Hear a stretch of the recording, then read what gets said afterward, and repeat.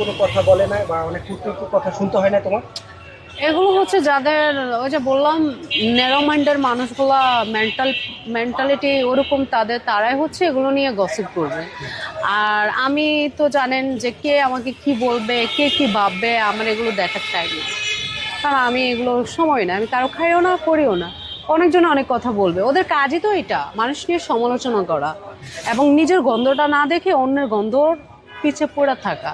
তো এই জন্যই তাদেরকে আমি সাজেস্ট করবো, যারা অন্যের গন্ধ নিয়ে দৌড়াদৌড়ি করেন তারা একটু মাঝে মধ্যে নিজের গন্ধটা চেক করেন। আচ্ছা।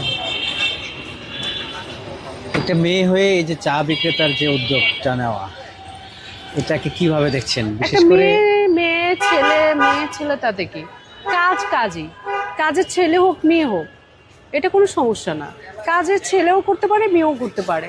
আর উদ্যোক্তা, কাজ করা তো ভালো, এজ এ উদ্যোক্তা হয়েছে, খারাপ কি? কাজ করছি, কিছু একটা করতে চাচ্ছি, এটাই।